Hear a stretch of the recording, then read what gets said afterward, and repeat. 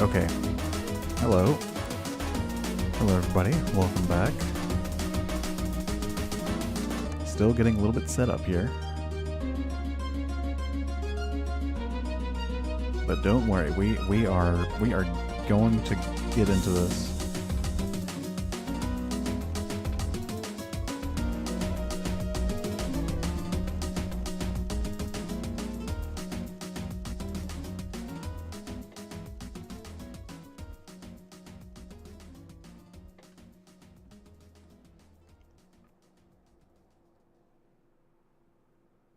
All right, it should be working.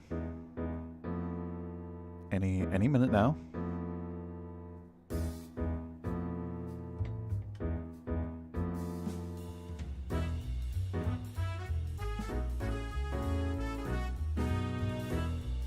All right, there we go. There we go. And let me just make sure the sound is working.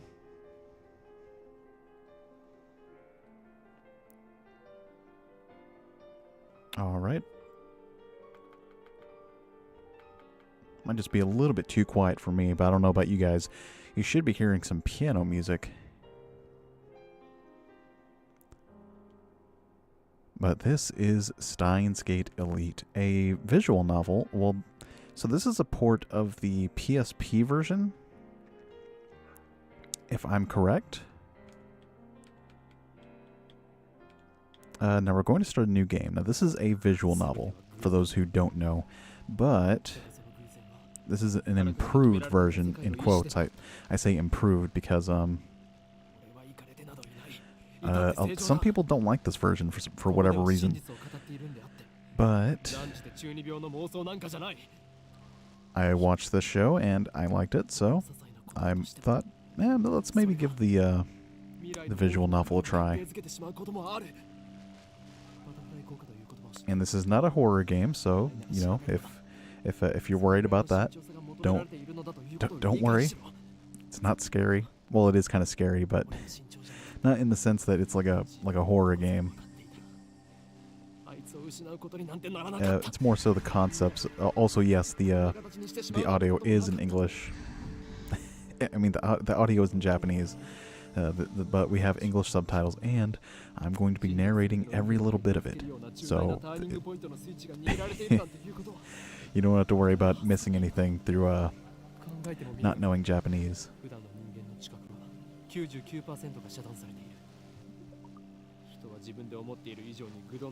average human... well, I'm probably not going to be able to read this fast, but... basically, the story of this game, or this series, revolves around this, like, high school kid who discovers a way to time travel using a microwave.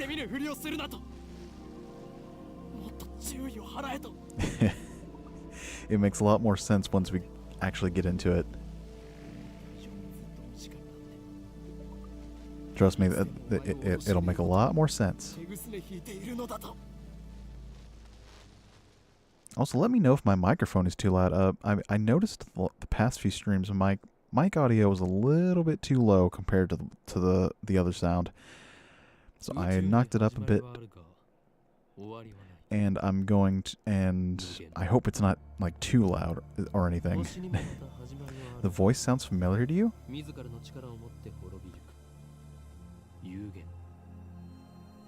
I actually don't know who this voice actor is. It's Japanese, but I'm sure they're in a lot of other stuff.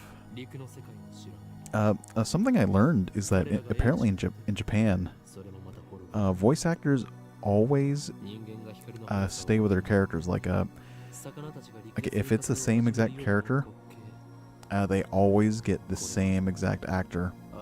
Like they don't just get somebody to sound like to do like a sound alike like they do here, which is really interesting and honestly really nice.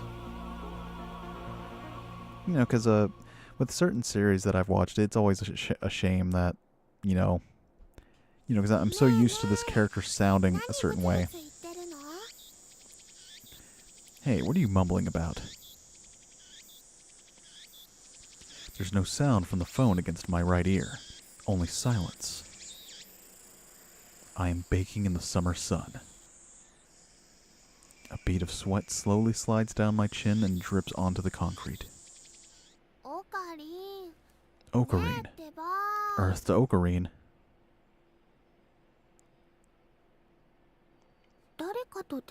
You talking to someone? I nod and put my phone back to my ear. Still no sound from the other side. My contact is wise to maintain silence. The whole area could be bugged. No, I was just talking to someone. Everything's fine. I'm about to infiltrate the assembly hall. Yeah, Dr. Nakabachi got the jump on us. But I'll make sure he tells us everything. What? The organization is already on the move? I see. So that's the choice of Steins Gate. El Psi Congro. That'll make sense later, trust me. It actually doesn't, but it's like their secret code.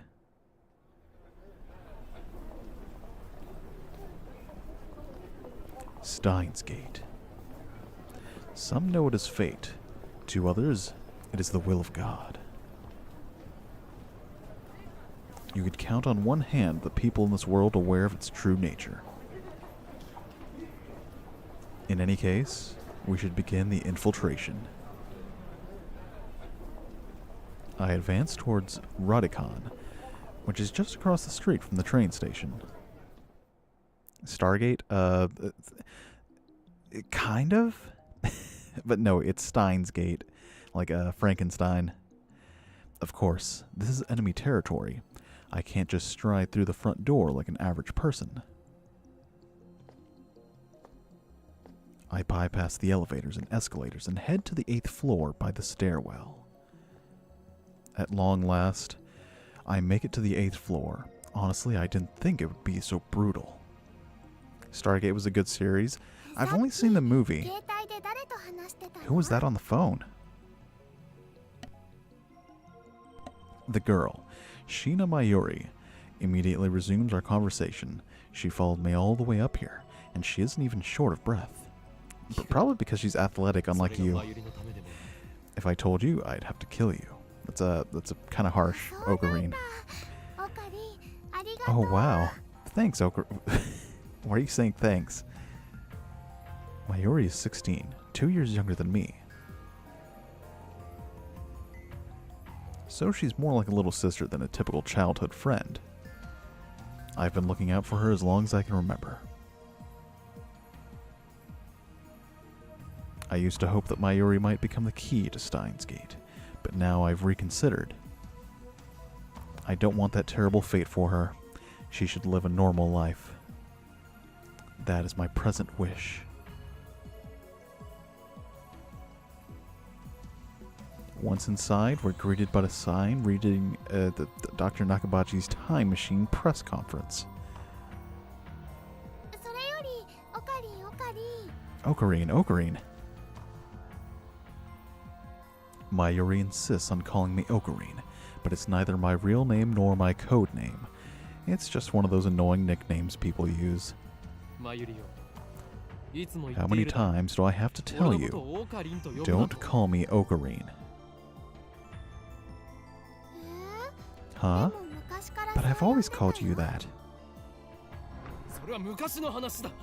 That was then. I've since become Hoin Kiyoma, the insane mad scientist hunted by secret organizations the world over.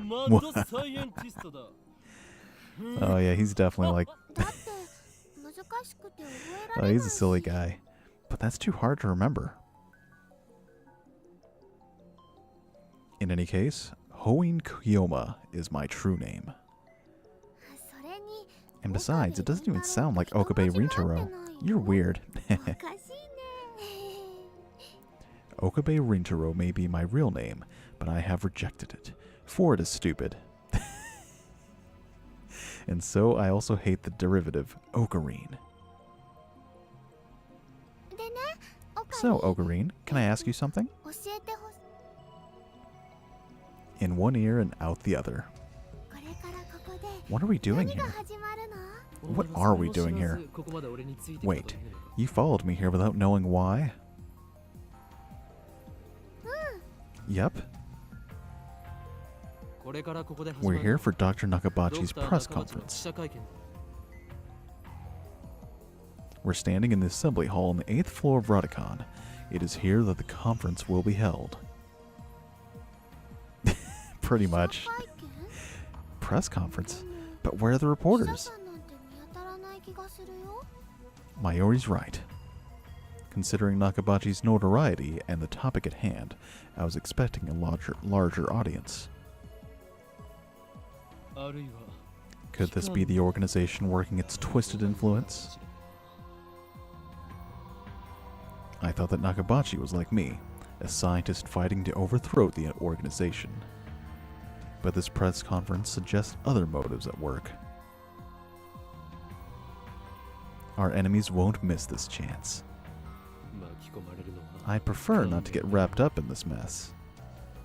Nevertheless, I'm interested in what he has to say. Probably Joe Biden's influence. No, Obama.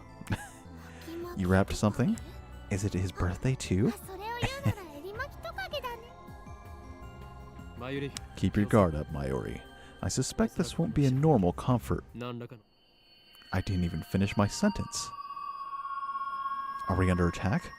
Are they trying to fry our brains with electromagnetic waves? We're definitely under attack. It's coming from above us. But we're on the top floor.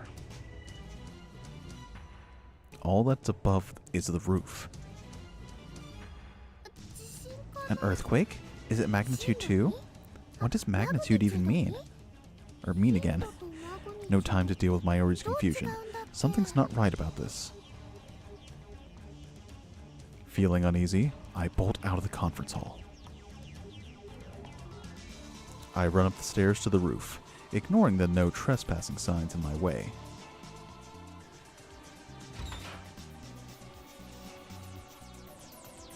Oh, well, that's unusual. What the? A strange machine is sitting in the middle of the roof. It's huge, maybe 3 meters tall, and looks kind of like a satellite. Who put it here? Was it Dr. Nakabachi? Is this part of his presentation? Impossible. Even that were the case, how the hell would he get it up here? I can strangely see Five Nights at Freddy's working in the style. Like how do you mean? Like as a... I don't know. A Five Nights at Freddy's is a visual novel. That'd be interesting, honestly. I mean, it would be interesting to see how they pull it off. This is the rooftop of an 8-story building, for crying out loud. Please stay back, everybody. What? You playing a visual novel? Say it ain't so. And one of my favorites? Hey, look, I'm playing this for you, and because I watched the anime and I thought it was pretty good. But mostly because you kind of egged me onto this, and you told me that Ocarina reminded you of me. The press conference will proceed as scheduled. Is she trying to hide something? Her response was unusually quick, almost like she's trying to keep me away from that device.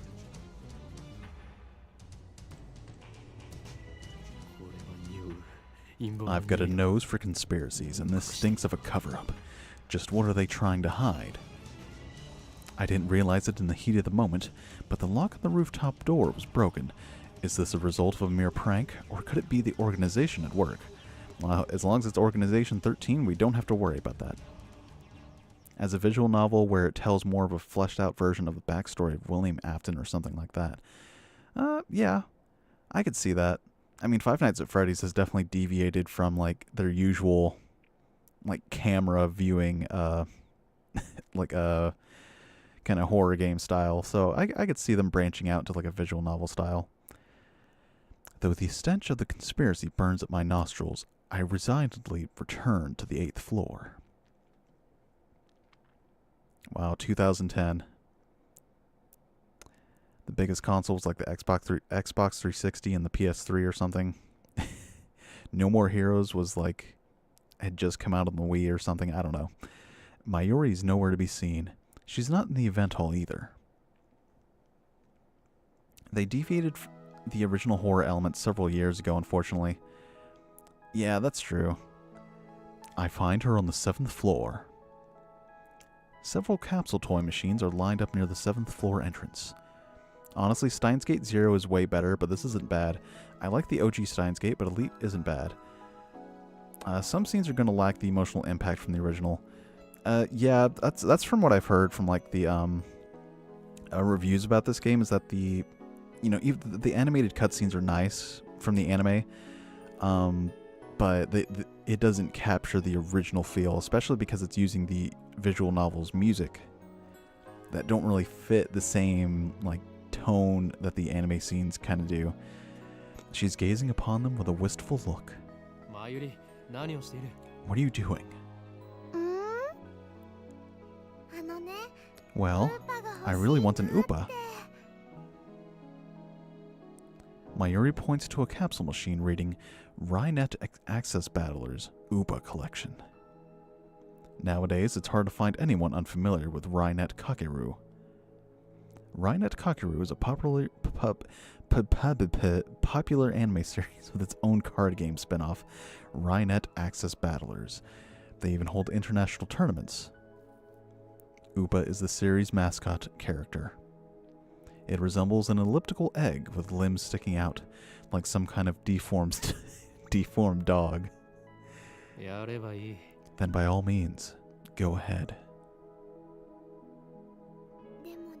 But Mayushi's all out of 100 yen coins. Mayushi is what Mayuri calls herself sometimes. According to her, it's supposed to have a star at the end. Mayushi Star. Or Mayushi Kanata. I know Japanese. So, can I borrow 100 yen? Please? Do you think it's that easy, Mayuri? You'll get no money from me. Instead, I'll show you just how harsh life really is. I pull out a 100 yen coin and drop it into the machine's coin slot. Ah. I open the capsule and take out the contents. Ah, it's an Upa, and it's metal. A metal Upa. Is it rare? Super rare. This will come into play later. Mayuri's eyes are sparkling. Does she really want it that badly? I give this creature of metal to you, Mayuri. The last FNAF game that attempted to be terrifying was Five Nights at Freddy's 4, but the story and lore is what bogged it down for me personally.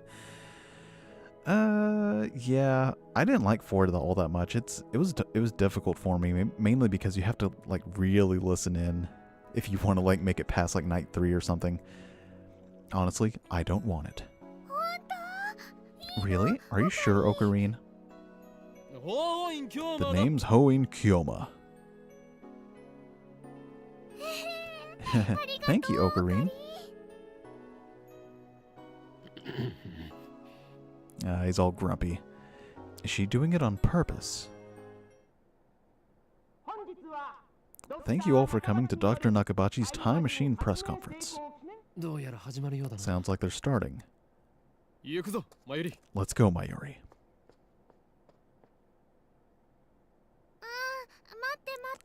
Just a sec, I gotta write my name. She's preoccupied with the metal Upa. I go on ahead. Without further ado, I am pleased to introduce the inventor, Dr. Nakabachi. Please welcome him with a big round of applause. It must have been a night for the people working on this game to animate all the segments. I mean, honestly, not really when you think about it.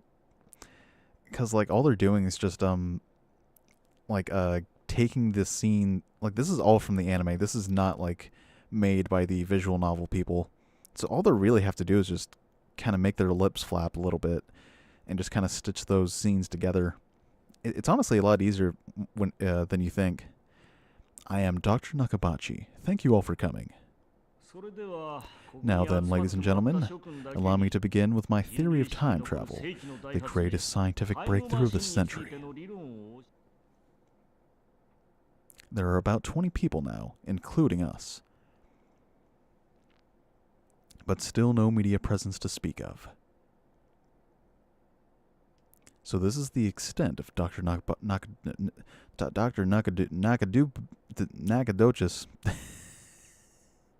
I'm glad this game sticks with the OG Japanese voices. Mayuri in English is just wrong. They went too hard on the tomboy side of Mayuri and forgot she's basically a fluffy dumb airhead. But she says doo doo doo. Like that's literally her catchphrase. Who doesn't love that? No one believes that he invented a time machine. I was interested in what he had to say. True, but my expectations were no higher than the rest of the onlookers. Alright, I didn't read the time. And a good thing they weren't. As he proceeds to explain his time machine design, my curiosity quickly turns to disappointment, then anger.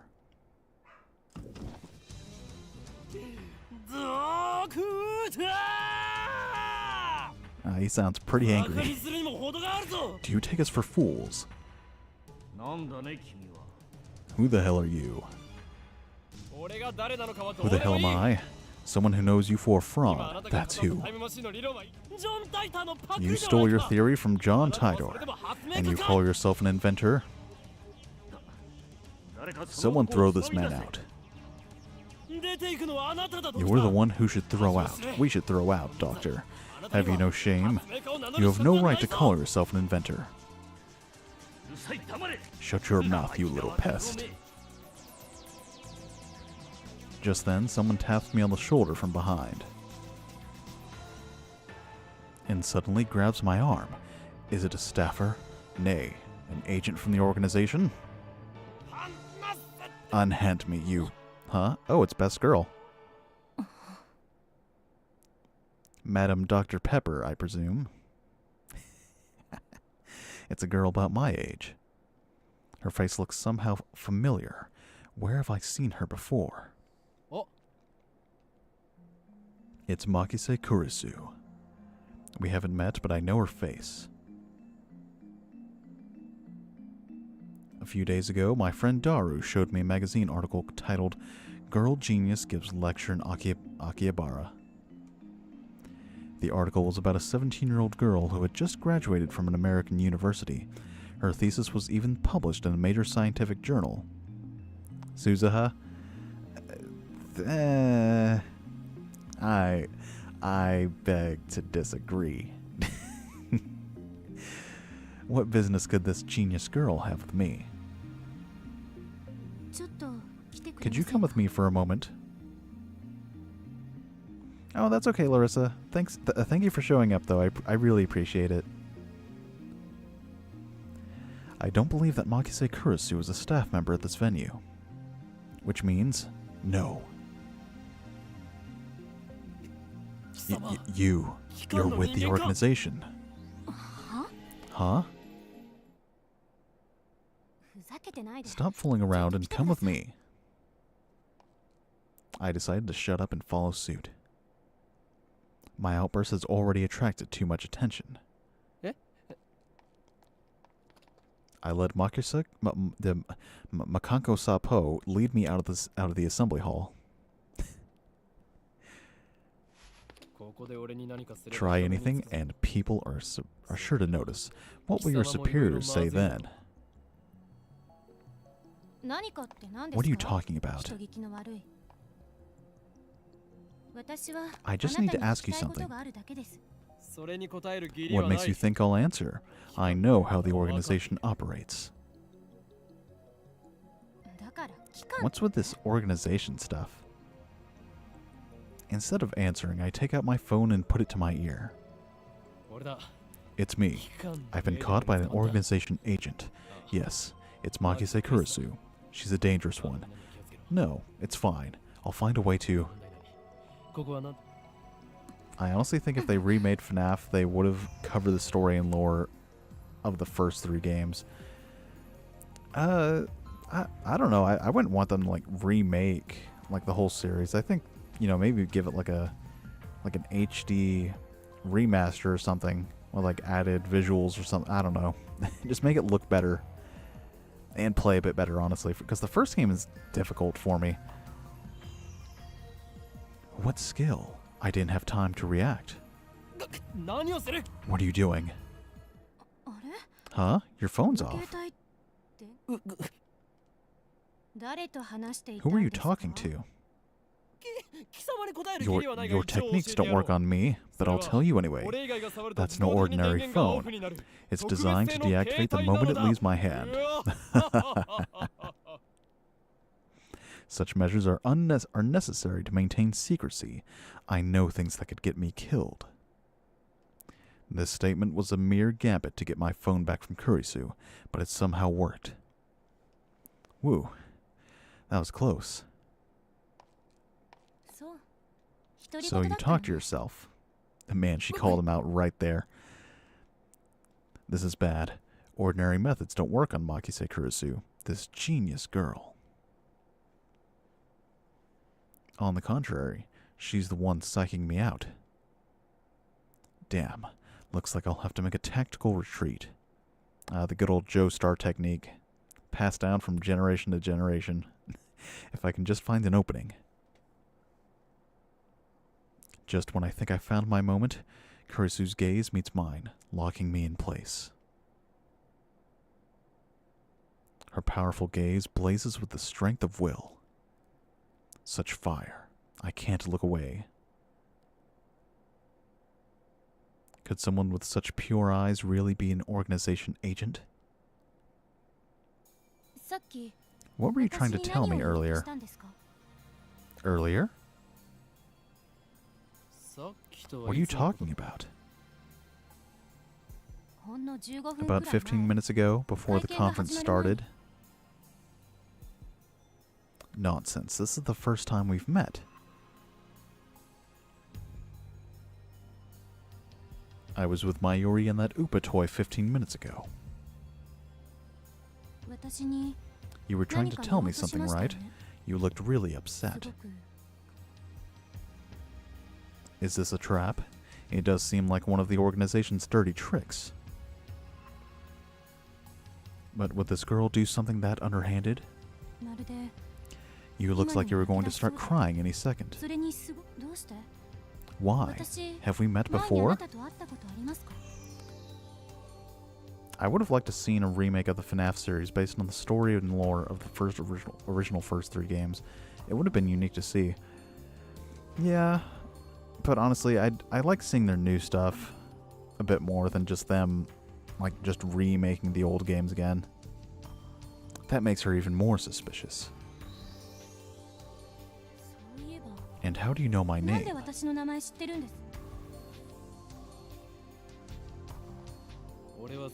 My knowledge has no limits. I'm a mad scientist, after all. Genius girl, our next meeting shall be as enemies. Huh? Crazy how the beginning of this game and the ending happens at the same time. In terms of storytelling and time travel, this game is top tier in my opinion. You just spoiled the entire game. I mean, I kind of did too with the title, you know, time traveling microwaves. There isn't there in time loop. Yep. I mean, this series is like what, 14 years old now. It should be the spoiler rules kind of out the window at this point. I ran down the stairs and quickly hid in the opposite stairway. I hear Makise Kurisu's voice echoing after me, calling for me to stop, like I had listened to the enemy.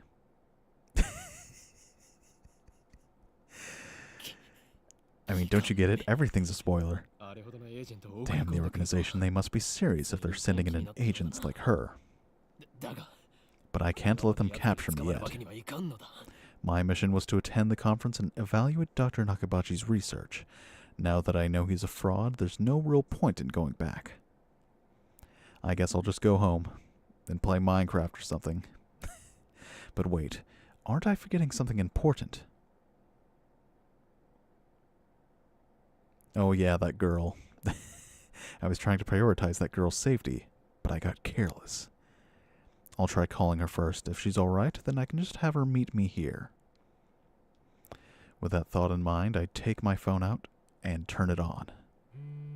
And it rings just as I do. Huh? An email? In this day and age?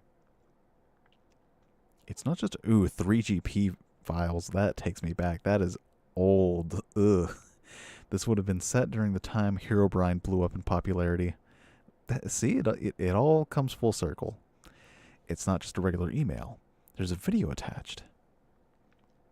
And it's from an unknown address.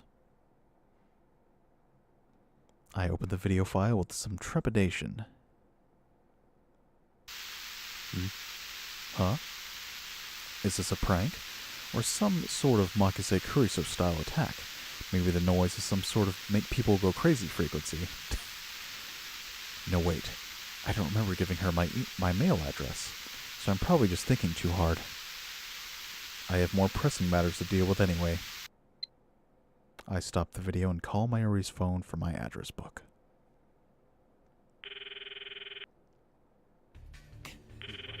Wait, are you doing a blind playthrough, or do you know how to get to the true ending? I've seen the anime. I've seen the movie. I've never played any of the games. So, technically, this is a blind playthrough. I mean, not really, because I kind of know what certain things happen. I just don't know. Because I know the anime kind of fuses all of the endings together. So, technically, this is a blind playthrough. Damn it, Mayuri. Why won't you pick up? At this point, I have no choice but to go search for her. But things will get messy if I bump heads with Makise Kurisu again. Still, leaving without Mayuri isn't an option. Call me overprotective, but she's like a little sister to me, and there's a very real danger that she might wander off somewhere the moment I let her out of my sight. And by somewhere, really do mean anywhere. Mayuri has always been like that. I never know if she'll be there when I turn to look. In a sense, that's why I became Hoing Kyoma. With a sigh, I close my phone and begin my search. Oh, there she is. Suddenly I hear footsteps coming up from the staircase. Ocarine, my metal Upa ran away. Ran away? What, it's alive? That's a little hard to believe. I think I dropped it. I see, so she was looking for it. Geez, to think I was actually worried for her.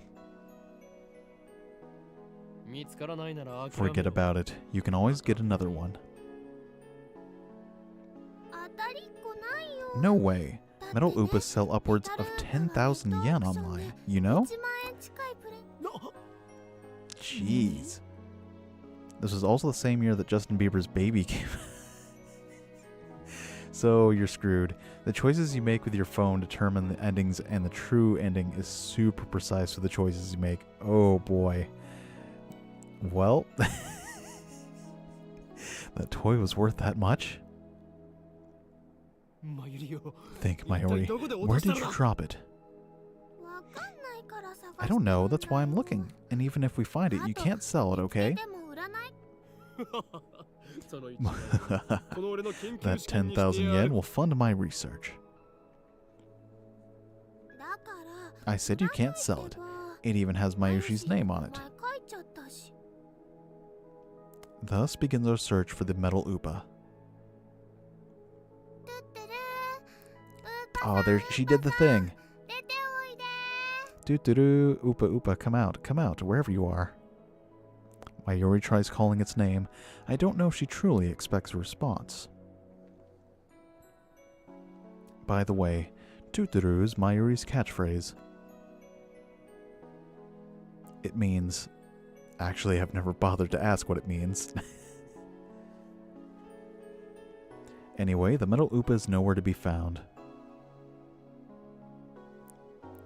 Nah, Fate Stay Night is God tier. Don't worry, I will get to that eventually. After I have a huge list of games that I have planned, and unfortunately most of them are long RPGs, so this might mean that she didn't drop it at the 7th floor near the capsule machines, but somewhere on her way to the 8th floor.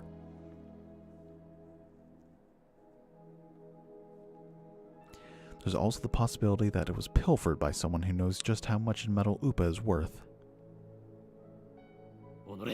What kind of man steals a helpless girl's toy? Is there nothing in his heart but the lust for money? Weren't you talking about selling it yourself, though? Sounds like you, Ocarine. Whoa, wasn't expecting that from Mayuri.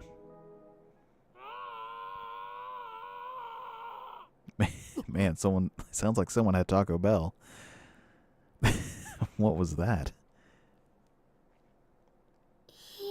Was that a scream? Outlast is a good horror game. For the time it came out. Honestly, I still think it's pretty good. It's just kind of outdated with like the graphics, at least. At least now it is. It used to look really good. First the incident on the roof, and now this. What's going on here? Stay here, Mayuri. I follow the scream up the stairs and down a dark, empty hallway.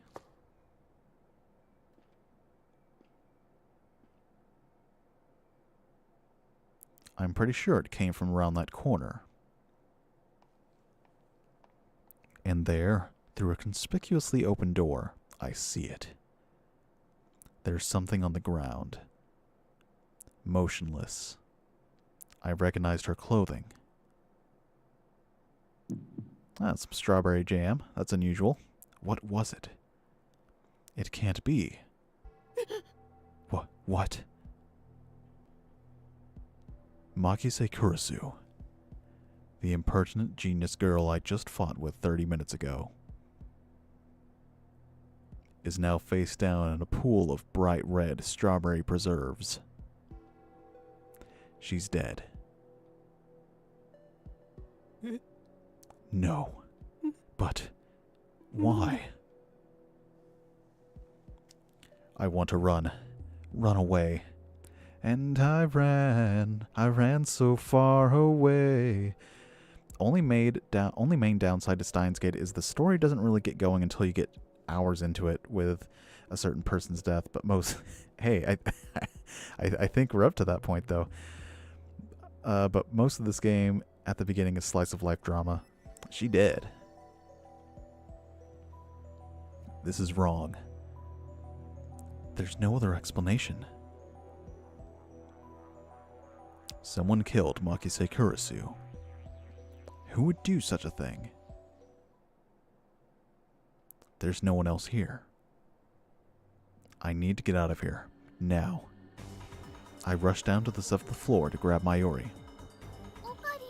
What happened, Ocarine? We're leaving. I race down the stairs, trying to drive the image of Kurisu's dead body from my mind. But I can't. It kind of reminds you of Higurashi. I've heard of that, but I've never seen it. The redness of her blood is burned into my mind, more than the sight of the body itself.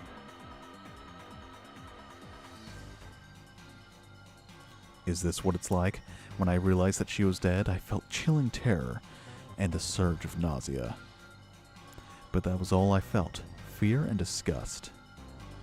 Shouldn't there be something more? I guess I just didn't know her that well.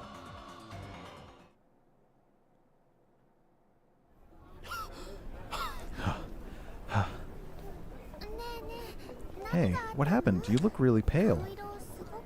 She looks slow, but she's actually pretty fast on her feet. Someone died. Eh? I take several deep breaths.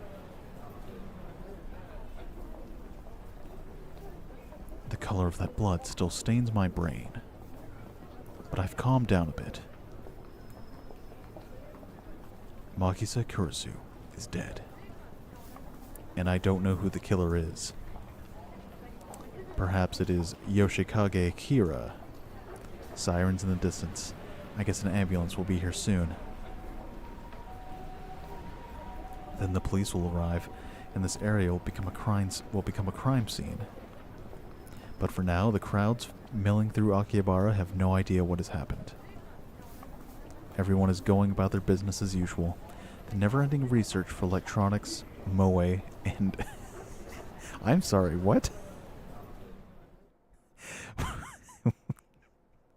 Oh, man, those three things are interesting. I take my phone out of my pocket, perhaps out of reflex. I'm not sure what I plan to do with it. Oh, I know. My friend Daru. I'll tell him what happened just now, since he knows about Makisa Kurisu. Who could stay calm after witnessing something like that?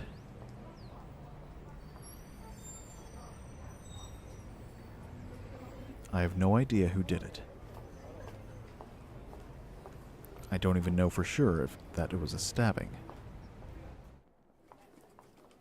I just made the assumption, based on the pool of blood on the red floor and the fact that I didn't hear any gunshots. What if this guy worked on the morphogenic engine, since this would take place before the story of Outlast, as idiotic as that sounds? Nah, you know, if he was the one who created the Outlast machine in there, the morphogenic engine, he would probably have done it completely by accident, and we'll find out later why I mean that. On the other hand, I didn't write that she was dead, even though I'm pretty sure she was. I can't exactly explain why I didn't. If I had to say, I guess I felt like writing it down would set it in stone. I finished typing and placed my thumb over the send button. And then, with the lightest touch... he's a self-proclaimed scientist. Honestly, it's like one step above cosplaying. Like, he's not really a scientist. He's just kind of a geek. I press down.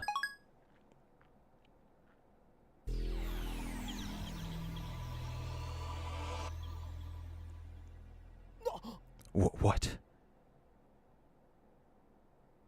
What was that? Wait, look around.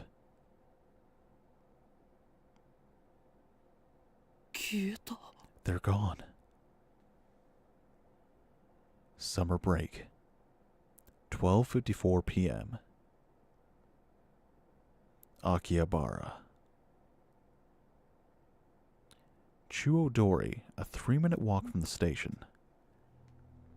Right there. In an instant. Hundreds of pedestrians disappeared into thin air without a trace.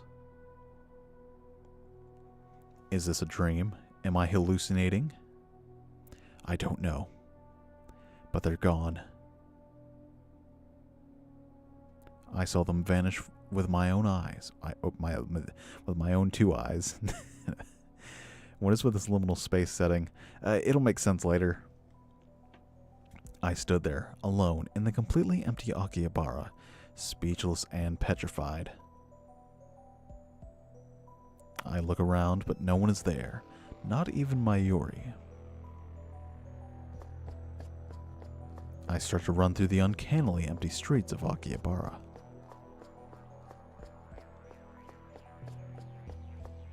I don't see anyone.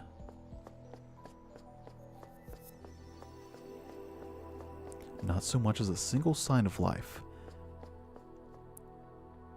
Remember when liminal spaces were actually kind of terrifying? They still kind of are. Certain ones are. I have absolutely no idea what's going on. My mind racing, I feel a strange presence above me, then look up. And there, at the top of Radikan, sticking out from the 8th floor where I'd just been, is a crashed satellite.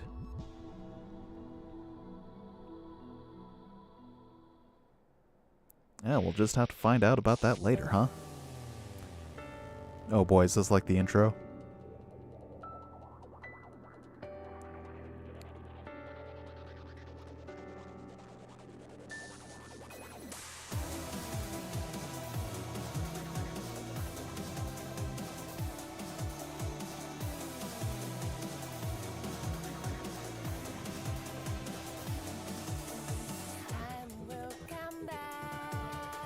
Now this isn't as good as the one from the anime, like hacking into the gate, but this isn't too bad either.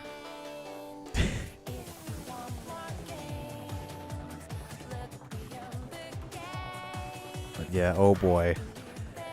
So I know the anime had like a lot of like, because this game had like multiple endings, they kind of fused the story into like having all of them happen at once. So some things might be different than how I remember them, just because of that fact. But if what you're saying is true about like getting the true ending, I have a feeling that we are not going to get the true ending on this unless we actually look at a guide or something.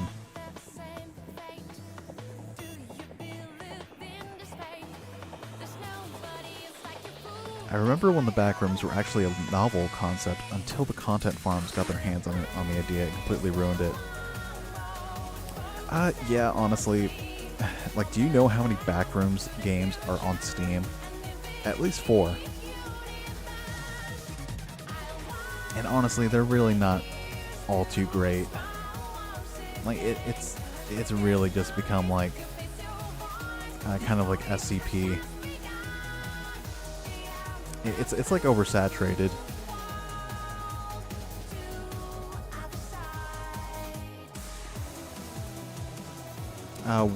One of them that I do want to try out is called the Classrooms, and they actually make it a bit more unique, where you're actually going through like a school, and then you go through like the pool rooms. The pool rooms are actually kind of nice looking. Like I've seen a couple images of those. Those actually seem pretty like just really cool. All right, chapter 1.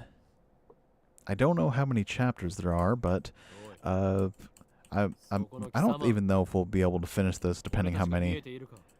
Hey, you. Can you see us? Why won't you answer? I'm asking you a question.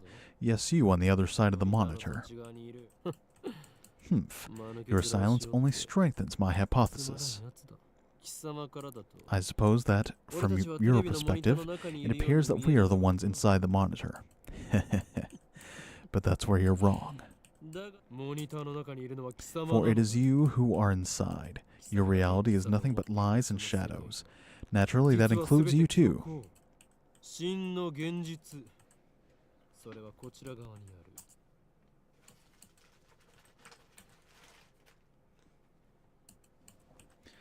Oh boy, I need some water because that is a lot of dialogue. I forgot how much talking I'm doing during visual novels with no voice acting.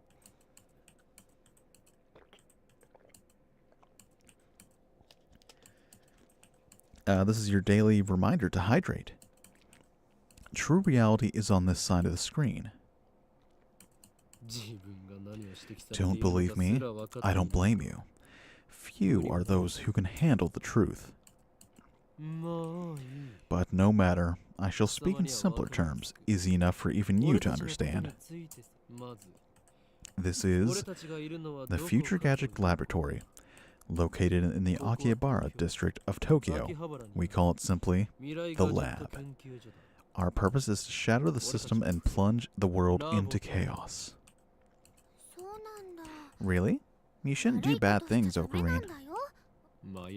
Quiet. I'm a mad scientist, remember?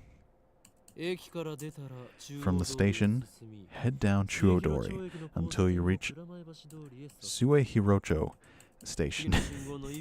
Then take a left onto, oh boy, Kurama Ibashi Dori.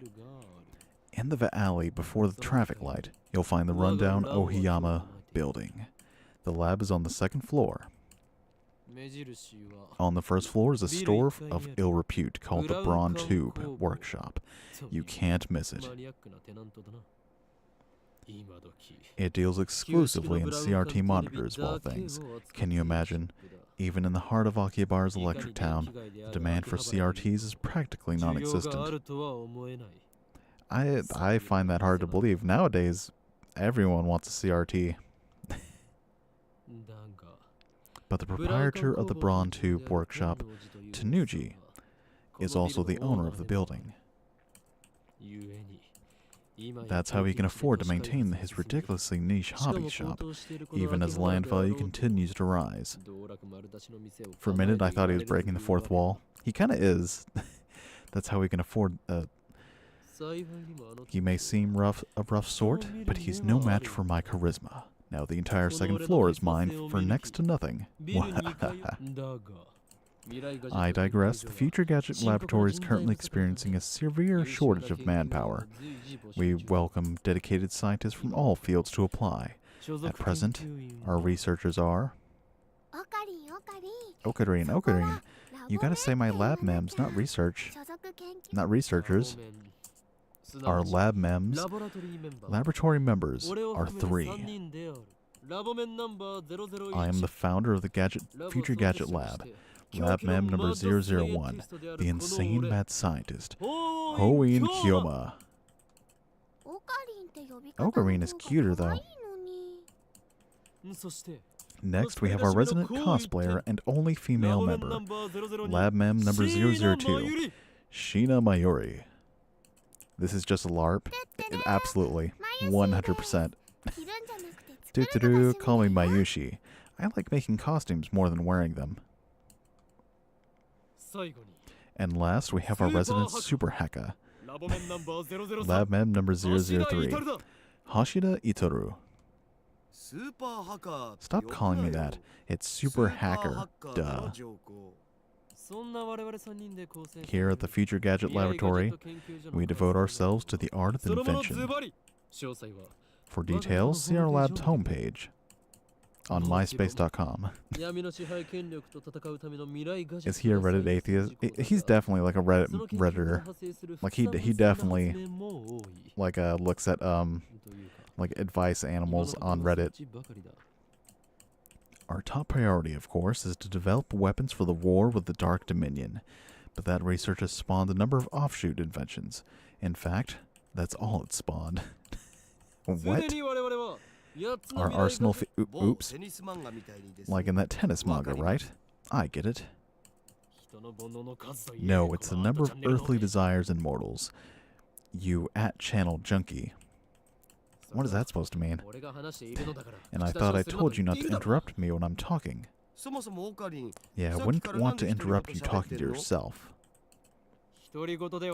I'm not talking to myself, can't you see? I'm talking to the person behind the monitor. Ah, he just grinned. What are you grinning about, damn you? You don't even exist outside that monitor. Just say, don't look at me. I don't think that's gonna work. It appears our attempts to communicate have failed. It's sad to see someone so deeply in denial of reality. Maybe they think we're in the game. I doubt it's even occurred to them. But aren't your 2D girlfriends the same way? That's different. Those girls are my wives. Wow, that's sad.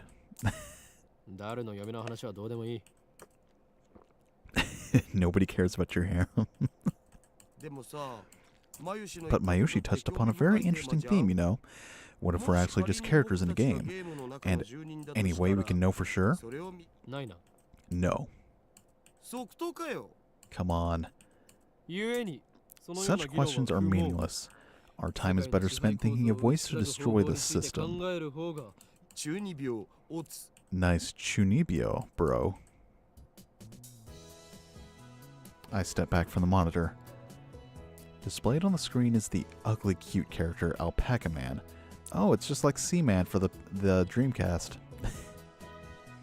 This is a game called Alpaca Man 2, where you speak to Alpaca Man via microphone and watch him react. It literally is just Seaman. The game exploded in popularity when it was released 10 years ago, but personally, I find only the ugly part of Ugly Cute to be true. The backrooms and the unnecessary lore that it was given ruined the appeal of it, in my opinion.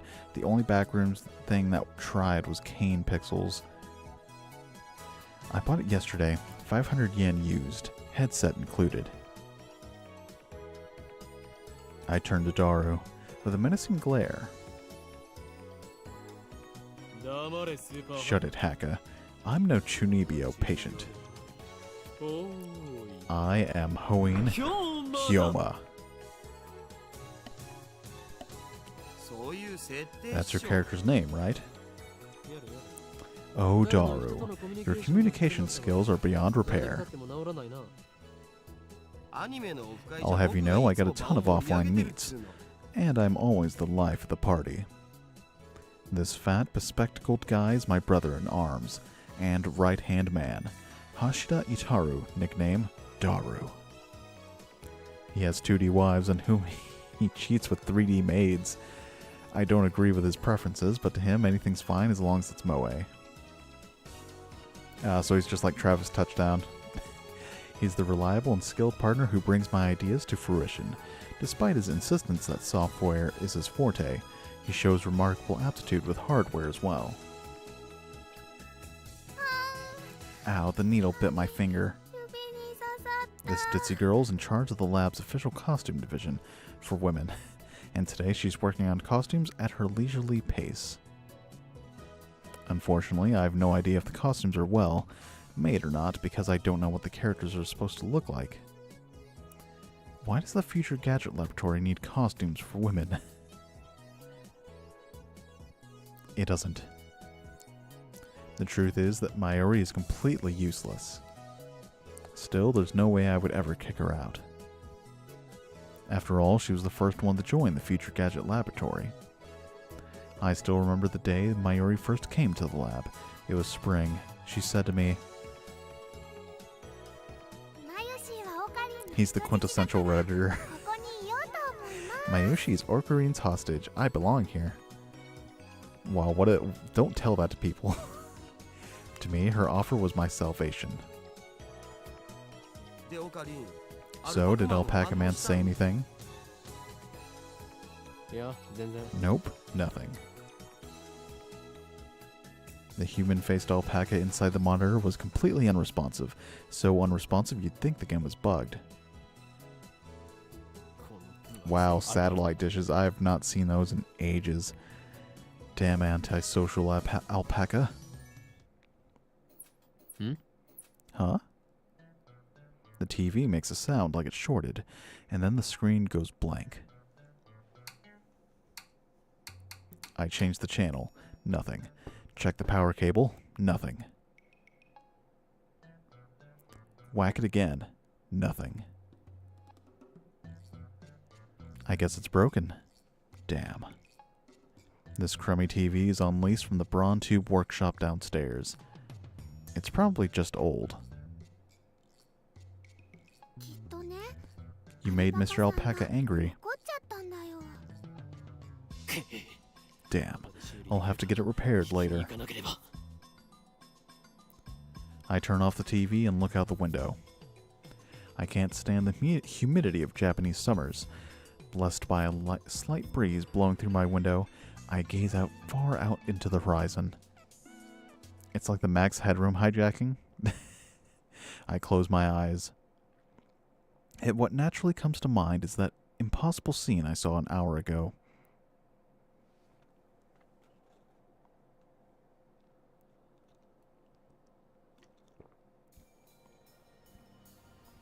Ah, the liminal space. They're gone. And it wasn't just the people on the street. The people in the stores, gone. In the restaurants, gone. Even the cars vanished. Drivers and all. And it all happened in the blink of an eye. Suddenly, an empty city spread before me. Heat was rising from the asphalt in waves, but I only felt a cold chill down my spine. Then, wandering through the deserted Akiba, I saw a satellite smashed into the rooftop of Vatican. I just stood there, breathless until...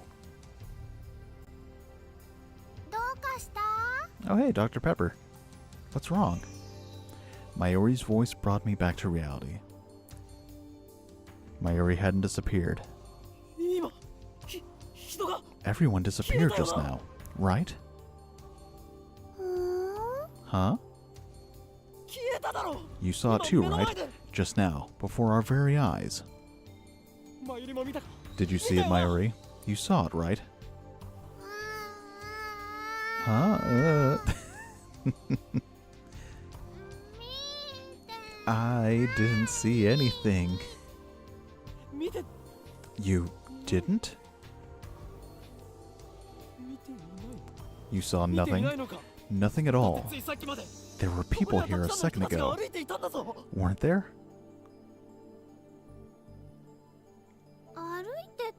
There were?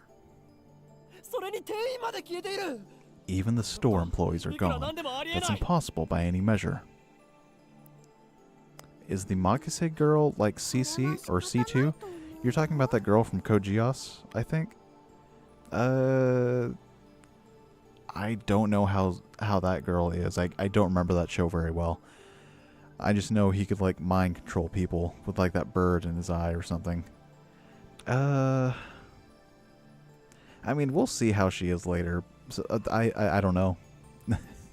I don't remember her character very well. So I can't really compare the two since I only know one of them very well. Her reply didn't make any sense. It was like this when we got here. Oh, I know. You're seeing things, aren't you? I'm sure it's because of the heat. Doo-doo-doo. How could she laugh at a time like this? I always thought she was a bit strange, but maybe her brain is actually broken. I realized that she couldn't help me. With nowhere else to turn, I looked up at the bright blue sky. Naturally, my eyes drifted to the top floor of Vatican, where I had been just a moment before. There it was, an enormous machine, like some kind of satellite, embedded in the roof of the building. No. Makise Kurisu is the smartest one there. The same building where just moments before I had found Makise Kurisu's body in a pool of blood. Unless you're talking about Mayushi. What happened to her? Has anyone called an ambulance? Just before everyone disappeared, I could have sworn I heard an ambulance siren. Yeah. Mayuri is definitely a little, she's kind of an airhead. Oh, I skipped that text. Oops. The thought disturbed me, but the question at the forefront of my mind was, I wonder, is there like a pause menu? Oh, there is. Okay. Oh, so we can go to like tips. Alpaca, a mammal, related to the camel. Ah, interesting. We got like tips for different things. Okay. Cosplay, an abbreviation of costume play to dress up in costume, most often as a fictional character. People who cosplay are called cosplayers, which can be shortened to layers. Okay, so this is just like definitions of stuff. Ah, okay, so this is the guy who Ocarine was claiming was the original inventor of the time machine that Nakabachi stole from.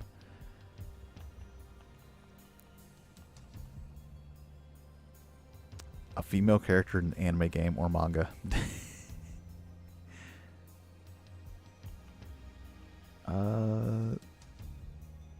Wow, okay, that's pretty cool. We can save, of course. What the hell is this? What the hell is that satellite doing there? Satellite. Right before Dr. Nakabachi's presentation, the building was shaken by an unknown force. The roof door lock had been broken, and beyond it sat a large satellite machine. That's right. When I saw it, the object was neatly sitting on the rooftop. But that's not what I'm seeing now. The satellite had penetrated the top floor of the building. It looked as if it had completely obliterated the room where Dr. Nakabachi's press conference had been held. It must have fallen out of orbit without burning up in the atmosphere somehow. I knew it was crazy, but what other explanation could there be? The real question was, when did that happen? If Outlast 2 was written better, it would have featured Blake Langerman being killed by Murkoff agents. Oh man, yeah. Outlast 2 could have been much better. I think if they did like anything like they did with the first game, to have like any kind of consistency with the story. Mayuri, about that satellite. Yep. What a surprise, huh? What do you mean? What was the surprise? How would you rewrite it? Well, I mean, basically like how we were talking about last time, where, you know, actually have like the wall writer be more of a presence in the second game and actually be involved. Like and like have like them actually like involve Murkoff more than just a simple like throwaway letter that you can find.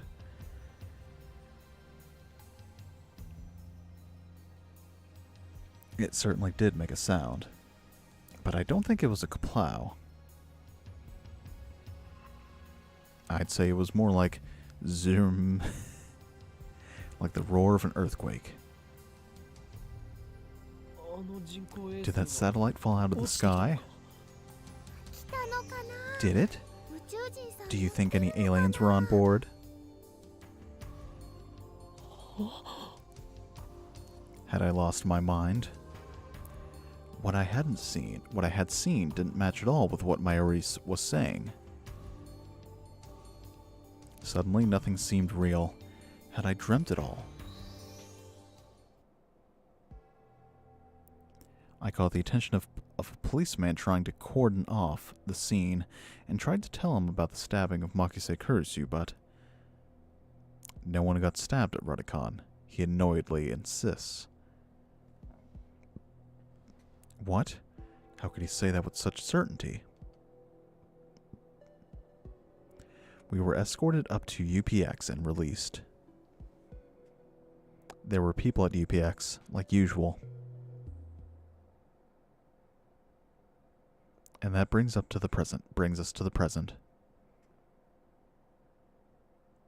I'm baffled.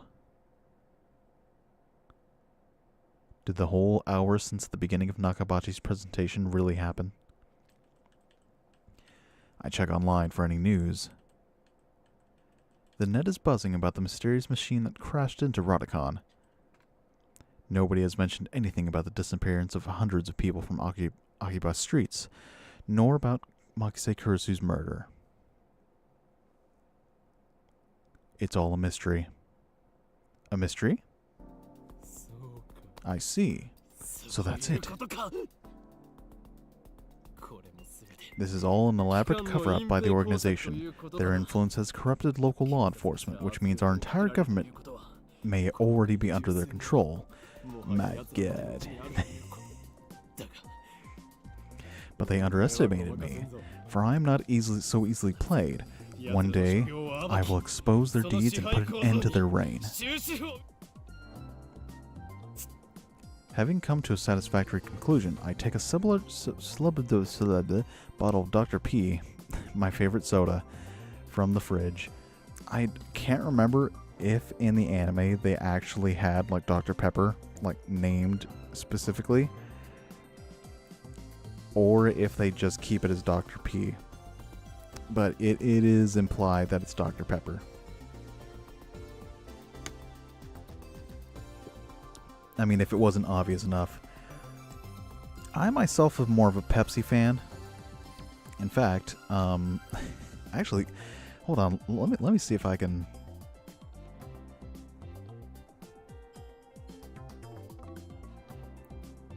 Well, we don't have Dr. Pepper, but we do have Dr. Seven. I mean, just look at that.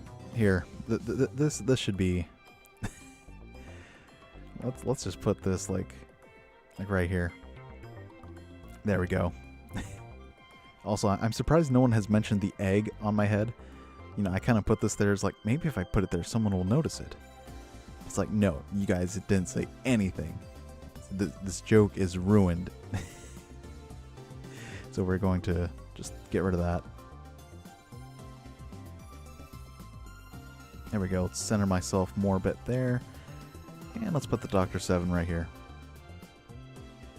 I wonder if I can put it like on top. Nah, because it'll cover the chat.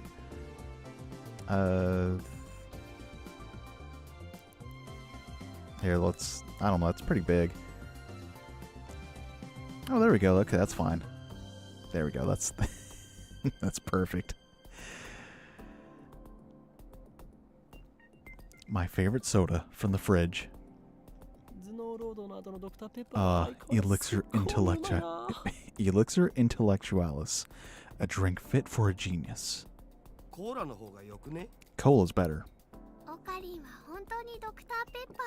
Ocarine really does love his Dr. P. I pity the man who knows not the greatness of this beverage.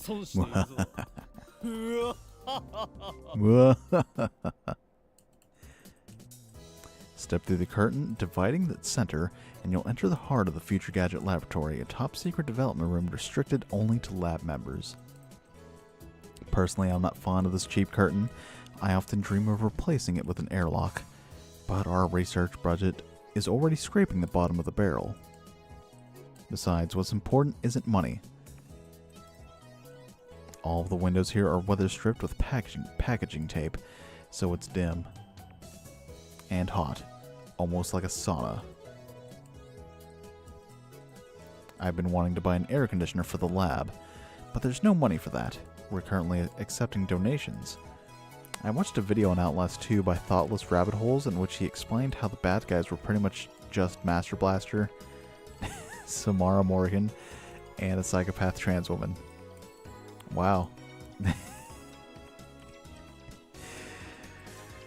Oh man, I liked the little Master Blaster guy though. It's like, you ain't gonna get away from me now. I got a bow and arrow with fire on the tip. You know. Daru, is the plan progressing smoothly? What plan? I sigh and turn his attention to the table in the middle of the room.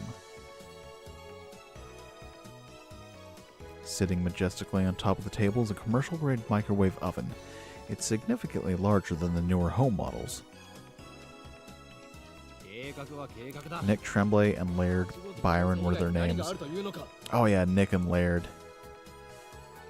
It's like, Nick, get on over here.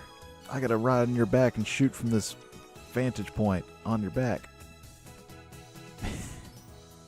The plan, as in the plan. Obviously, I'm talking about perfecting gadget number 8. Oh, that. How was I supposed to know what you meant? We've known each other for what? 3 years now? We went to high school together, and now we're going to the same university. We share an inseparable bond, like prison cellmates. He's only been a lab member for 2 months, though. We were in different classes junior year, and actually we didn't talk at all. So, 2 years? Details. The point is we've known each other a long time. I expect you to keep up with me here. Nope.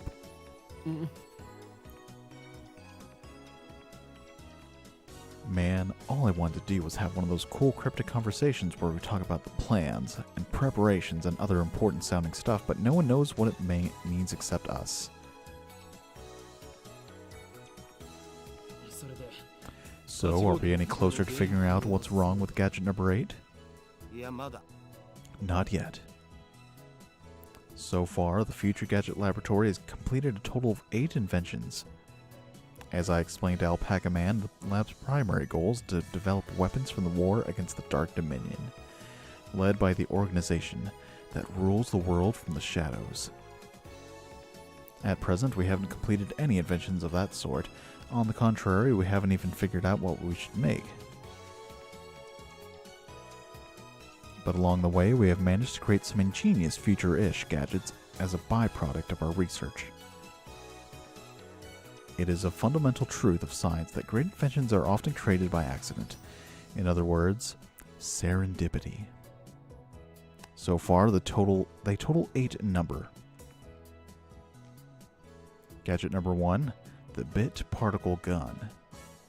Gadget number 2, the Bamboo Helicam. Gadget number 3, could this be Aura Aura? Gadget number 4, Moad Snake. Gadget number 5, once again I've made a worthless object by Goemon. Gadget number 6, the Sialoom Saber. Gadget number 7, Ghost in the Ball. Anyway, our current problem is future gadget number 8, the Phone Wave. Name subject to change. Phone Wave is a pretty weak name, so I've added name subject to change to the end until we come up with something better. For the record, it was Mayuri's idea, not mine. But I digress. The Phone Wave is, in short, a remote-controlled microwave. A few days ago, however, we discovered that the Phone Wave has a second unintended capability. Our brave, or possibly ditzy, Mayuri had made it her daily routine to heat some of the frozen fried chicken by remote control. Long story short, she was defrosting her beloved juicy chicken number 1, as usual when the unexpected happened. The chicken came out more frozen than when she'd put it in. The microwave refroze the chicken. Bear in mind, the frozen chicken had almost thawed by the time she placed it in the Phone Wave. But when she removed it, it was frozen solid. Since then, Daru and I have been searching for the cause. We tried copying what Mayu did, but we just can't reproduce the freezing phenomenon. And when we tried to freeze a banana, it turned out really weird. I just don't get it. Mayuri, bring forth the bananas. Are you going to turn them into gel bananas again? That's been bugging me, Mayushi. Can you stop calling them gel bananas? But gel bananas are gel bananas.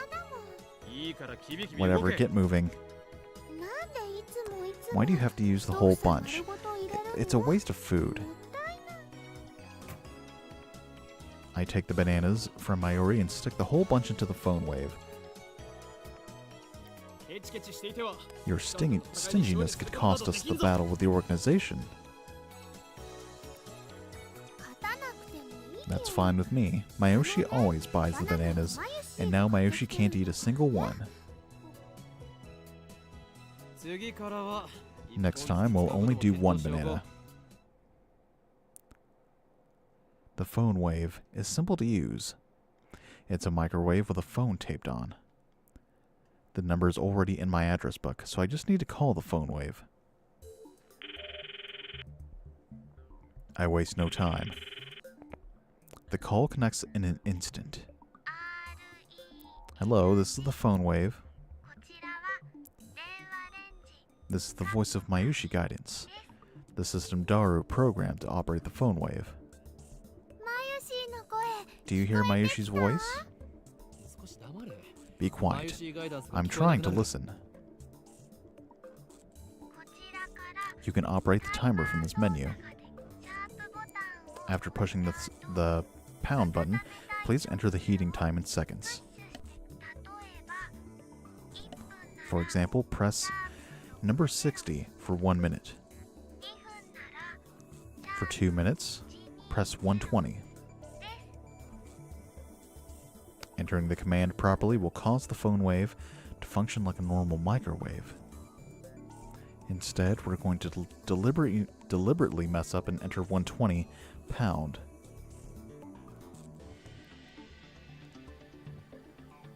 That should do it. This method was originally a mistake on Mayuri's part, but it somehow starts the freezing process. The phone wave comes to life. Nice turntable, right? It's even spinning backwards. Backwards? That might have serious implications if we look at quantum critical behavior driven by Hund's rule. Yeah, no. Not Hund's rule? No. Okay. The three of us wait and stare at the spinning bananas. After 120 seconds pass, the microwave chimes. Ew. Gel bananas are ready. After Mayuri discovered that the phone wave had a freezing function, we attempted to freeze a bunch of bananas. This is what happened. It just gets more confusing each time. Daru, you wouldn't mind eating one of these, would you? Of course you wouldn't. It's for science. Your sacrifice will forever be remembered. They look really nasty. The taste doesn't matter. What matters is that you eat it. So come on, Daru. No need to be shy. Break a leg or a stomach. And go for it. No way. Fine, Mayuri. The honor shall be yours. But gel bananas are all gloopy, droopy, soft, and squishy. Wait, she already tried one? This girl's ditziness is truly on another level. It had no flavor and wasn't tasty at all. Gloopy, droopy, soft, and squishy. Daru, what do you think? Soft and squishy bananas, huh? Soft and squishy banana. Mayushi, say your banana's all soft and squishy for me. I'm sorry, what? Your banana's all soft and...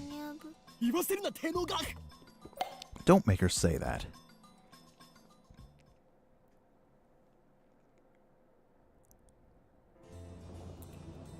In any case, there's nothing we can do about it now. It's time for Daru and I to head to Daibiru. There's going to be a seminar at ATF, and we have to be there. Tokyo Denki University, where Daru and I go to school, collaborates with ATF to set up satellite classes. Summer credits, basically. We have to attend the seminar and write a report. Come to think of it, what's today's seminar about again? I looked it up before summer holiday began. I should have written it down. Behind me is a large unidentified object that crashed into a building near Akihabara Station. The building is under police barricade. No one is allowed to approach, but from a distance the object appears to be some kind of satellite. Oh, new message, okay. You know, I'm really sad about dropping my UPA. It's worse than last year when I missed buying Fatty Carol Froggy. Responding to every last aspect of a message is a waste of time. I should just pick one topic to respond to. Or maybe I won't reply at all. Okay, so we can actually reply or put cell phone away. I feel your pain. The thing was worth a fortune. Our precious research funds. Or is... There, that should do it. Okay, so we can pick which topic to reply to. Man, feel that AC. I'm alive.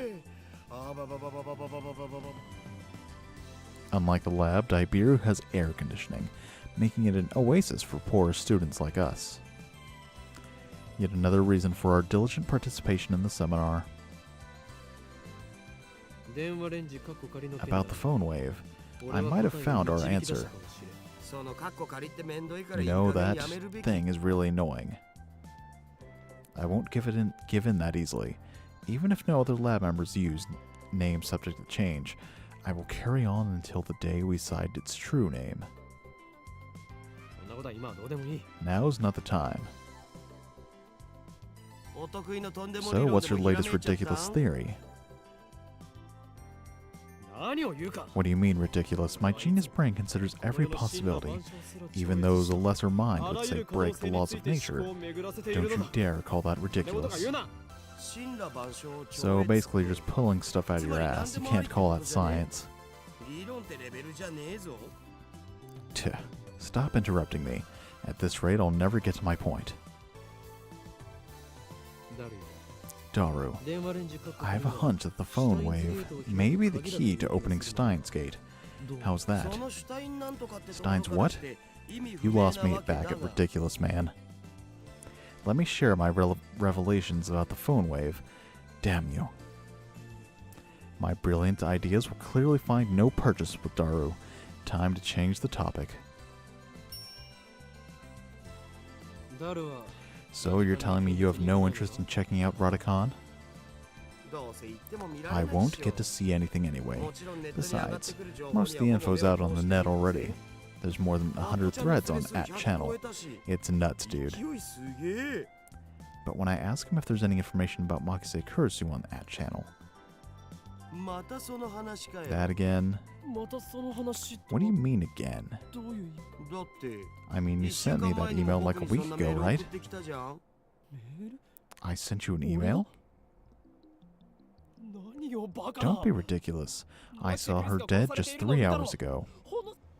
You know, that message was kind of weird. It was dated a week after I got it, which means it came from the future. He's right. The email was sent from my phone. It was split into 3 mails. Someone stab. Bed Makisake. Urisu, don't. This is the email I sent you 3 hours ago. A chime signals our arrival on the 5th floor. The elevator door opens slowly. As we step out of the elevator, I see a girl. And I recognize her. You. Impossible. Chills run down my spine. I can't move a finger. I stare at her face in disbelief. Makise Kurisu. Is there something wrong? You. You should be dead. Why are you here? And you're even... There isn't a single bloodstain on her clothes, and they're the same ones she was wearing when I found her. Only a serious wound could have produced that much blood. Yet as far as I can tell, she's completely uninjured. Not a single scratch. I realize that I'm gasping in disbelief. What's wrong with you? You're okay, but that's impossible. Someone stabbed you. I saw you lying in a pool of blood. Hey, could you not talk about me like that? I'm perfectly fine. Is she an illusion? No, an evil spirit. Am I haunted? She's gotta be a stand user. I don't believe in such unscientific drivel. I'm a mad scientist.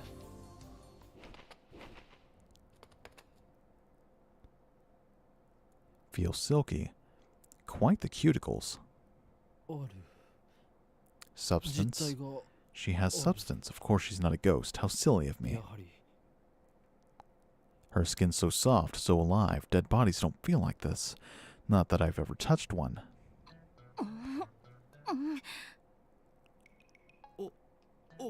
Ocarine, I don't think that's a good idea. Hey, are you trying to get yourself arrested? I just want to know the truth. That's right, she was stabbed. Maybe she's just hiding her wounds. This requires further investigation. I grab the hem of her jacket. Pull it aside and take a good look at her chest. Oh boy, this is not good. What truth, you perv? You stupid, you want to die? Louise Chan's famous line for the win. I know what I saw. Earlier this afternoon, after Dr. Nakabachi's presentation, someone killed Makise Kurisu and left her in a pool of blood. I carefully explained everything that I saw. Wait, Dr. Nakabachi? What are you talking about, Ocarine? Dr. Nakabachi's presentation was cancelled. Cancelled? Yeah, because of the satellite crash. Something's wrong. Our stories aren't matching. It's the same thing that happened right after I saw the mass disappearance. Mayuri's story didn't match mine. I need to know. Am I caught in some sinister plot? Is this another organization conspiracy? Excuse me. My name is Hoin Kyoma. Really? Man, you're so hopeless. Okay, Hoin-san, I'd like to hear your story in more detail. Looks like she finally understands I'm not lying. But I still don't understand why my memories don't match everyone else's. I doubt that I can give her a good explanation. Makise-san, it's almost time. Huh? Oh, right. Thank you. Kurisu glances at me one more time, then sighs and heads toward the small conference room.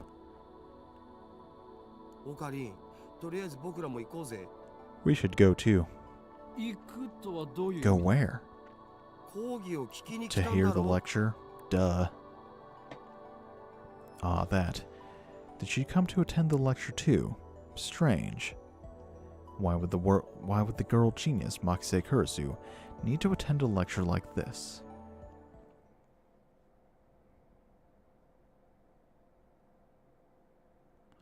Okay, my guess was a bit off. The girl genius didn't come to attend the lecture. I'd like to thank everyone for coming to hear me speak today. She's the one giving the lecture. Japan's famous girl genius, Makise Kurisu, who had her thesis published at the tender age of 17.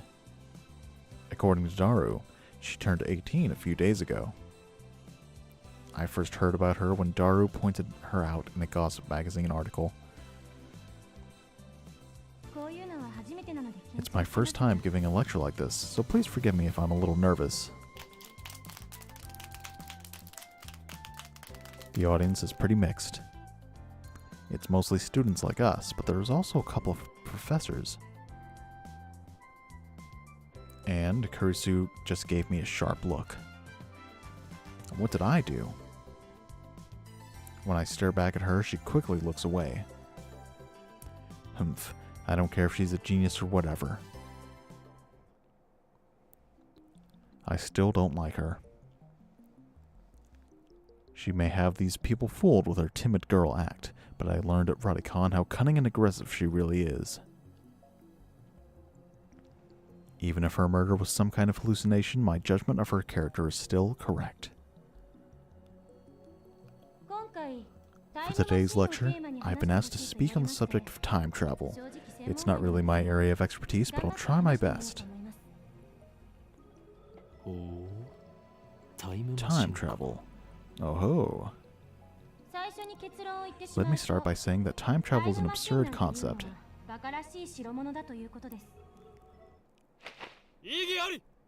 Objection.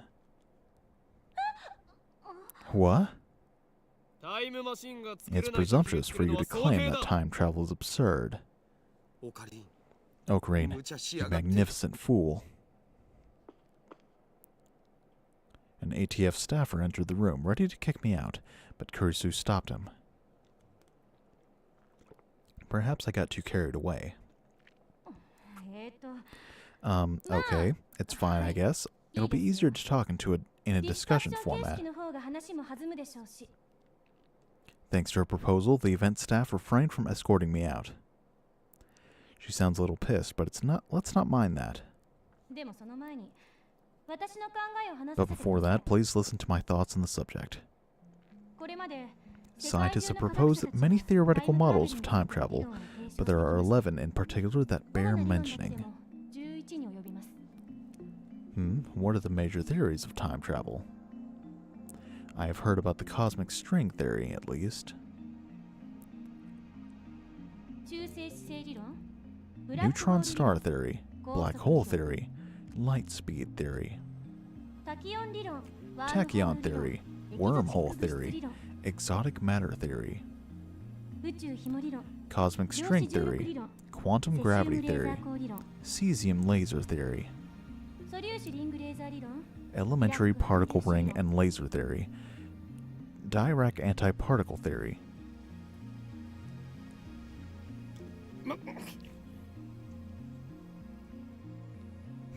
Not bad. Perhaps Makise Kurisu is a worthy rival after all. However, all of these models are purely theoretical.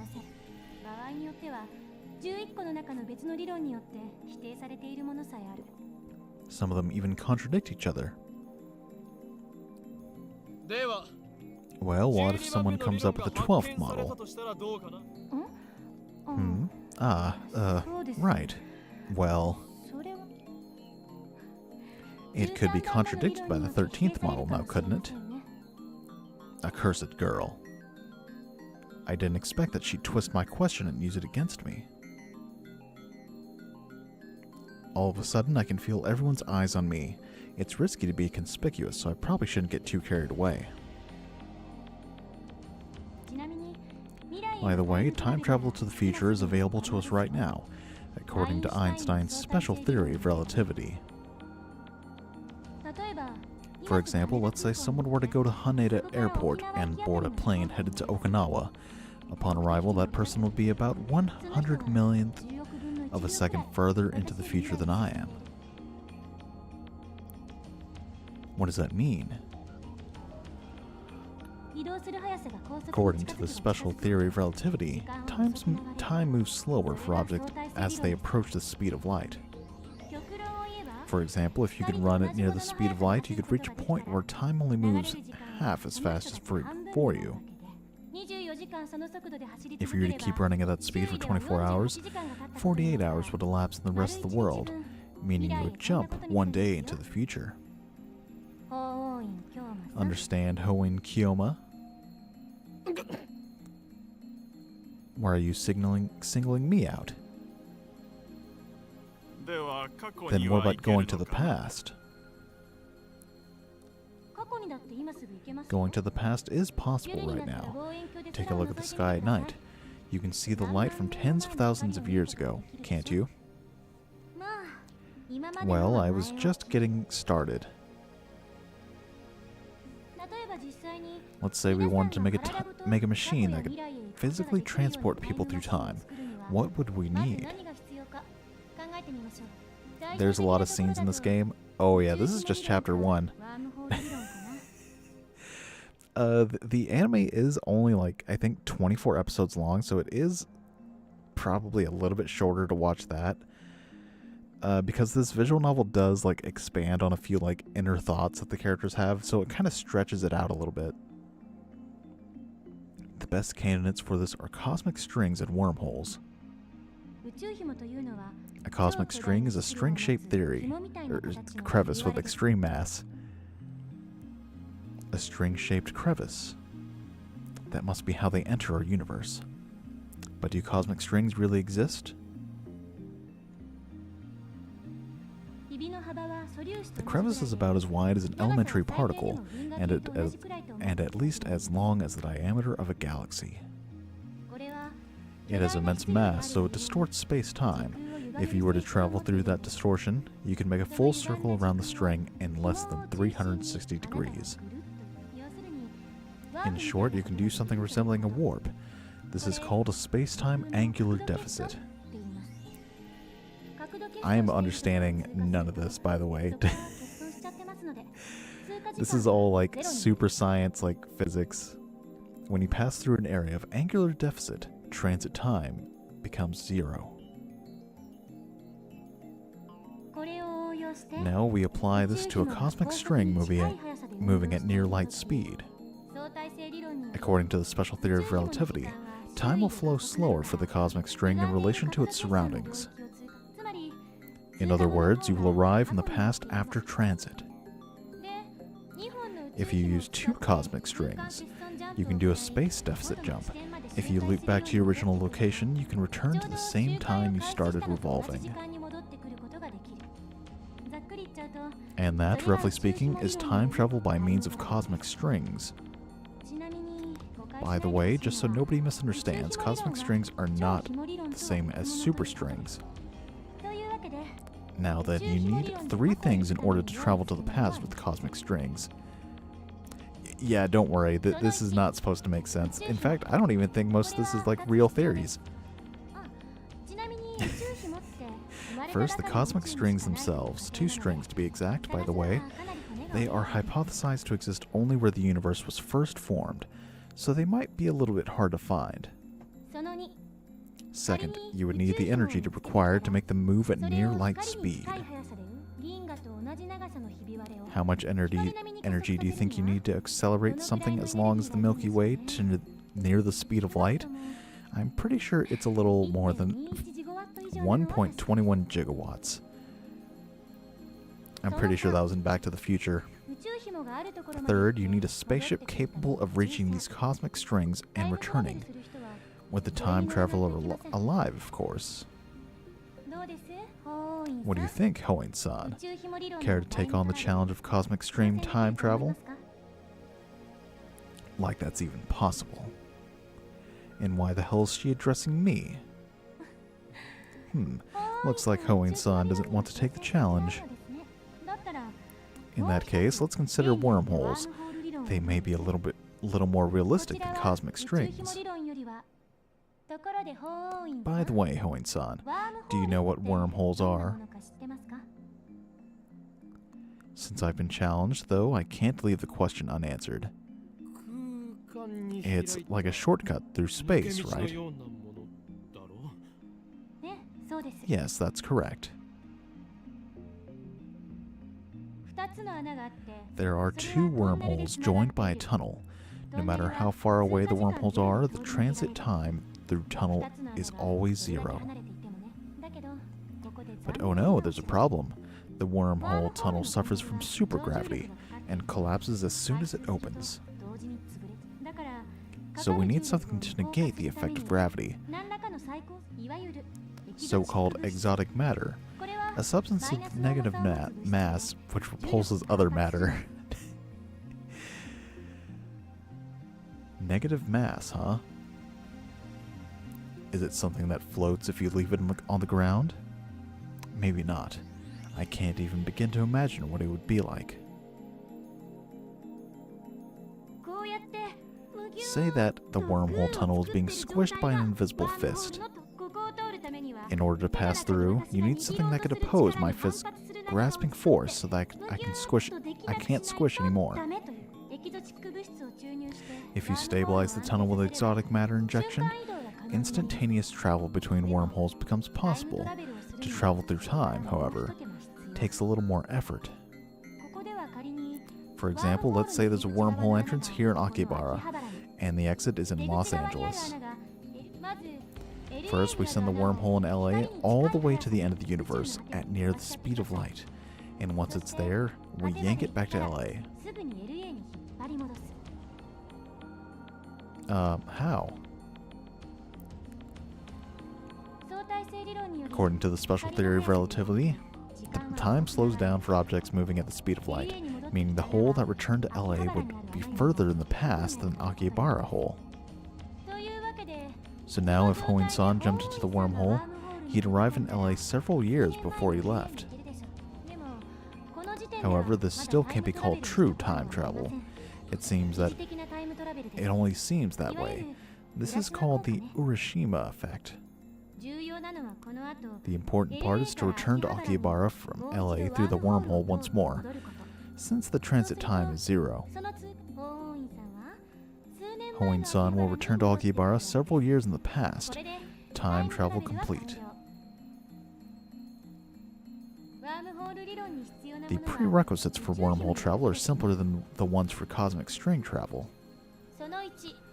First, the wormhole itself. There may exist somewhere in the universe, but nobody has ever seen one. Second, the energy required to move a wormhole to the end of the universe and back at near light speed. Third, exotic matter, which by the way has not been confirmed to exist. So implementation of either one would require a ridiculous amount of effort. And incorporating them into a time machine is even more untenable. Now do you see what I meant when I said that time travel is an absurd concept? Time travel theories are all just thought experiments. Not one of them can create a viable time machine. That is my answer. This is the limit of modern physics. I can't say how it might change in 10 years, though. Besides, even if someone did overcome the logistical requirements, there may be other factors that prevent time travel from working. And that's because of fundamental problems concerning the principle of causality have not been solved. I mean time paradoxes and conservation of mass. The mass of the entire universe is constant. If a time machine traveled from the future to the past, there would suddenly be the extra mass of the time machine and its pilot in the past. I remember reading a book, not a terribly reputable book, but still that such a violation of mass conservation would put the universe in danger. It didn't say what kind of danger, though. If you think that conservation of mass applies to macro systems like the universe or microsystems like atoms or the elementary particles, you're mistaken. Ooh boy, this is a lot of concepts and ideas. What, is that true? Yeah. She's got that smug look on her.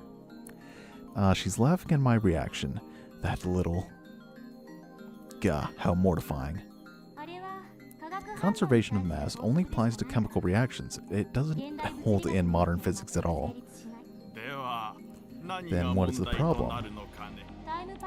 The time paradox of time paradoxes. In other words, the grandfather paradox. Oh, that thing where you kill your own ancestors before you were born? As long as this paradox goes unsolved, time travel can never be realized. Never. What if you just don't kill them? You can't think of it like a sci-fi movie.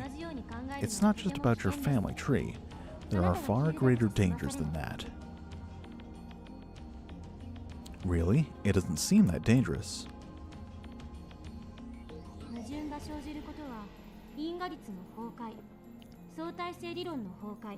Any paradox, no matter how small, would cause the total collapse of causality, relativity, and every other physical law in existence. Paradoxes are nothing more than thought experiments. They cannot occur in reality, and they should not. Nothing that has even a 0.0000001% chance of causing a paradox can happen. The universe won't allow it. Wouldn't you say this is the logical conclusion? There may be loopholes, like parallel worlds or the self-consistency principle, but those seem too much like fantasy for me to accept. I grind my teeth. Looks like I have no choice but to concede. Makise Kurisu truly is a genius.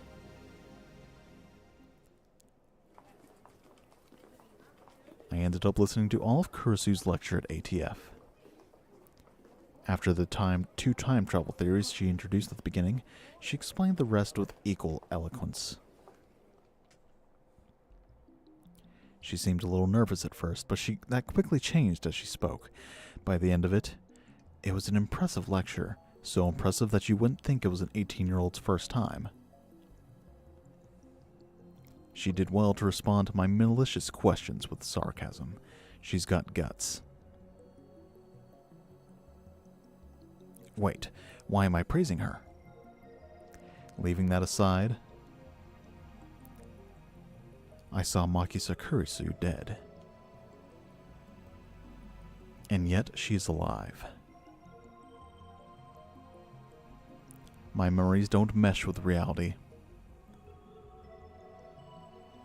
And not just my memories of Kurisu, but also my conversations with Mayuri. Daru too. Everything that happens in this reality stands in stark opposition to the world I remember.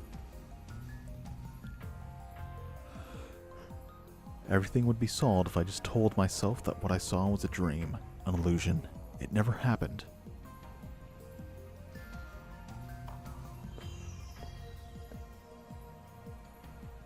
By the time I had snapped out of my internal monologue, Daru had wandered off. So be it. I need to focus on finding a way to discover the true cause of my contradicting memories anyway. This leaves me with no choice.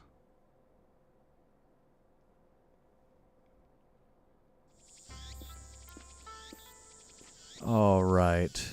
Well... since we're at a good, stopping point, I think we'll stop here. As much fun as this is, man, I don't think I can handle, more than 2 hours of a visual novel at a time. But we will continue this, though. Man, that's a lot of reading. I mean, if I was just, playing this by myself, I'd probably enjoy it a lot more. I think it's just narrating it is the problem. But let's see. Can I save? Yeah, okay. So let's save here.